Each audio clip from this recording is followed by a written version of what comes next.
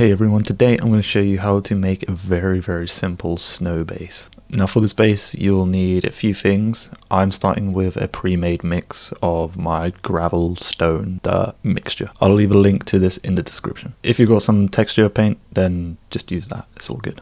So what I'm doing to begin with is just covering the main part of the base in Catachan Flesh. I'm doing this over a very matte black primer. For the next step, all we're going to be doing is coming in with some sort of dark grey. I'm actually using black grey for this from Vallejo. All I'm doing this is just going over all the big rocks and any smaller gravelly stones. Once we've brushed over all of the big rocks with black grey, we're just going to be using a dry brush and just dry brushing over all of the base. All the tools and paints that I use in this video are just going to be in the description below.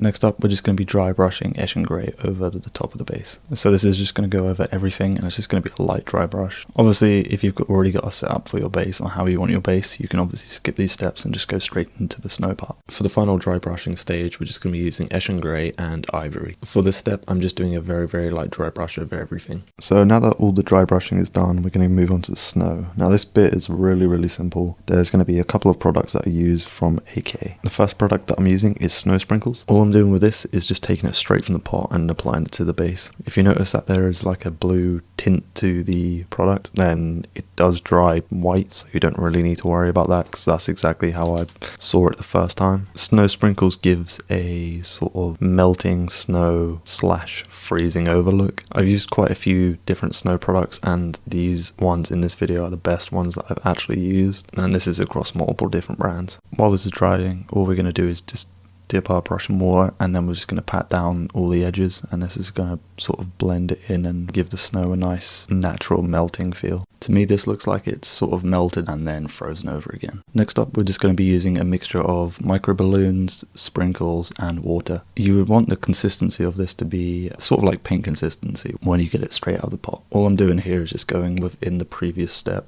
You can use other texture paints for this, but I've just wanted to make the same sort of blend so I can blend it into the fresh powder snow that is going to go on top. Now with the MicroBalloons, while the paint is still wet, we just want to go over the top. This stuff is very light and dry, and it will cause a massive mess if you drop anything in it or if you accidentally spill it. So I'm just going nice and slowly, gently just sprinkling some over the top of the previous wet layer. If you do get an excess amount on, you can just knock it back into the pot. Make sure that you've got no loose parts on your base, as you don't want to contaminate the pot. To clean up in any areas that you don't want it, you can just get a dry brush and just brush it out. All I'm doing in this next step is just going back in with the sprinkle and just re-establishing the wet icy look. This time I have watered down the mix. This is just so I can blend in the previous powdery mixture that we've just done, where I might have gone a bit over in places I didn't mean to. For the final part of the base, all we're going to be doing is just painting the rim black. And that is how you make a super simple snow base. I'm currently experimenting with ice, making ice and making a snow base. I kind of want to do like a competition piece with this, potentially doing a little kill team diorama. Let me know if you plan on using these, and if you do, tag me in them. I'd love to see them. I really appreciate everyone for watching this, and I hope to see you in the next one. Here are a couple of bases I made alongside the one in the video. I did this by just experimenting using exactly the same products